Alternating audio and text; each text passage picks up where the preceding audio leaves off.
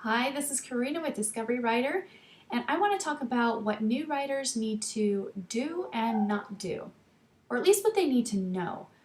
When I first started writing, I'd had an idea for years, and it was of a scenery, and I was really inspired by it, and I really wanted to write a book around this idea that I had had. And so I started writing, and then when I reached a certain point, I realized that's the end of a book. And it was, I'd written the last 5 chapters of a book. And then I was like, okay, now I got to write all the stuff leading up to it. So then I went from the beginning and worked my way to this, to that point. And I just wrote. I mean, I just wrote. And I would reread each chapter as I had written them after I would write it. I would read it and just make sure it was cohesive. And if I did any editing, it was only copy edits, commas, apostrophes, misspellings. Um, and I didn't really focus on making it better at that point.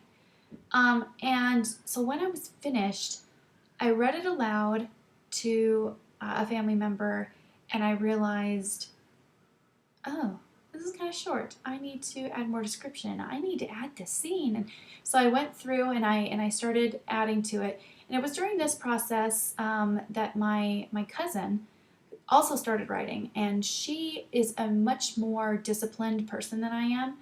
And so she was like, Karina, are you listening to podcasts? And I'm like, no, I didn't even know about, about writers podcasts. And she said, well, Karina, are you writing or reading writing books? And I said, well, no, I'm not. So thankfully to like my cousin, I started taking my writing more seriously. It was no longer a hobby. It was something I really wanted to do as a career.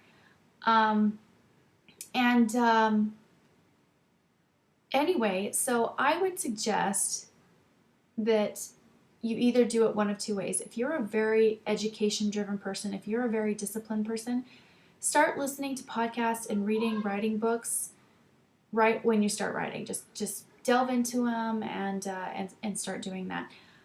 If you're more of a if you feel like you're kind of doing it more out of leisure, just finish your book.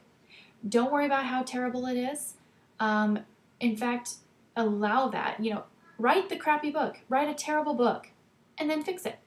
And first of all, write a terrible book, learn how to fix it, and then fix it. And I'm not saying that you should just write awful. Do your best, but allow yourself that when you read it and you're like, oh, this is bad, allow it. It's okay. Wait. Don't try and fix it right now. It's more important to have the finished story so that you can know where to build from. So that's one thing I would suggest. So you have to decide what's best in that area, and then also once you decide, I think that's the thing too. You have to decide whether you are a leisure writer or a serious writer, in that it's your career. A leisure writer it tends to take longer to publish a book. They usually are the type of person who they'll spend anywhere from 5, 10, 15 years to both write, submit, well, and then publish, their book. And that's not something I wanted. I wanted something to where, once I'd finished the first book, I realized this is what I want to do. And so that's when I started taking it more seriously. I was following writers' blogs. I got the Writer's Digest, and just took it more as a career. Then once you decide I am writing because I want to be a writer, not because I want to write in my spare time. But if you decide you want to be a bona fide, this is what I do with my, with my life, is I'm a writer. Even if you have a day job that you're keeping, you have to give something up. Some people would say you have to give up your career. Don't give up your day job because writing does not provide enough money. So, at least at first. Wait until you get established before you quit your day job. But you have to give up something. For me, it was giving up TV. I think it's pretty easy to just sit in front of the TV and kind of let show after show come on, and you just enjoy the mind numbing I'm watching TV. Um, so I give up TV.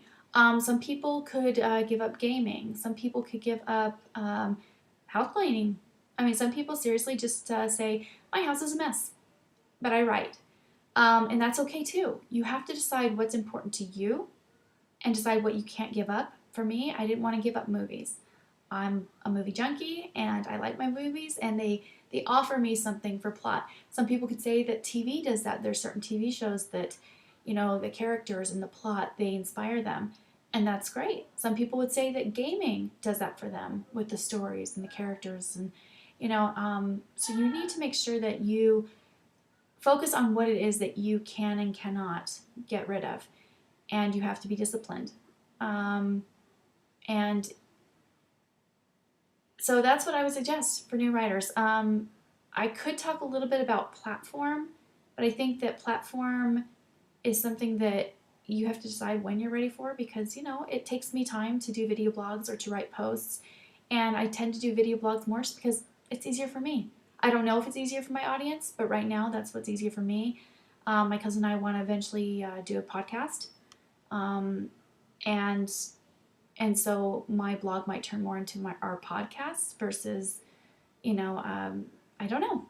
I need to do what's best for my writing, and I want to connect with, my audience and those who would be reading my books, but, I need to make sure that I tackle it in the right way. And if I pick up something new, I have to let something else go. So that's it. I hope you enjoyed it.